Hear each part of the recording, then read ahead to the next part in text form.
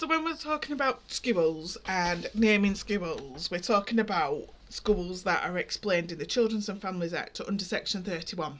So let's have a look at what they are. So what is a Section 38 school? So Section 38 schools are school types of education settings that parents or young people can ask to be named in an education healthcare plan under the Children's and Families Act 2014. So what are they? Section 38 of the Children's and Family Act 2014 sets out the categories of schools and institutions that can be requested in the EHCP.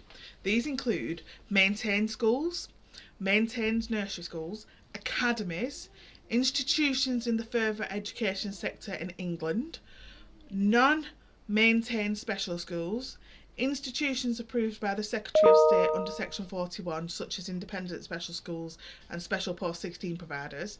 Parents or young people have a legal right to request that one of these settings is named in the EHCP, and the local authority, LA, must take that request into account.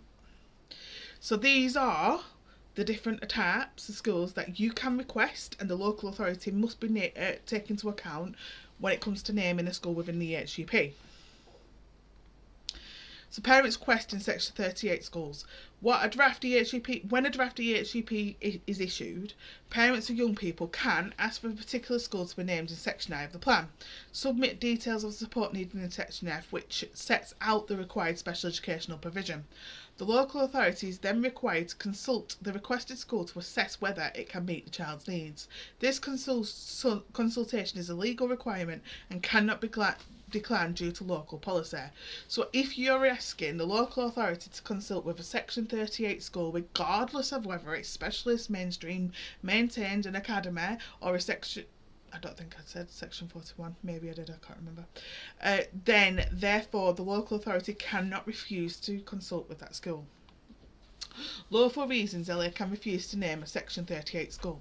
So local authority can only refuse a request for a Section 38 school if the school is not suitable for the child's age, ability, aptitude or special educational needs. Attending the school would negatively affect the efficient education of other pupils. If the local authority refuses the request, it must clearly explain its decision, demonstrating that it's based on these legal criteria. So when we get responses back from panels and they're refusing to name specific schools and they don't have any clearly explanation of how they come into the decision and why and how it meets this legal criteria, they're actually acting unlawfully. Other considered placements, specialist units or resourced provisions. If a unit is part of a mainstream school, parents should check whether the school comes within the Section 38 categories. If it does, they can request for it to be named in the EHCP. Alternative provision. Parents can ask for alternative provisions to be named if it falls within one of the Section 38 categories. If it does not, the local authority, LA, must still consider the request, although it may refuse it on other lawful grounds. So basically, Section 38 schools have a bit more of a barrier and harder for the local authorities just to turn around and say no. It doesn't mean that they can't consider other requests, which they still should consider other requests.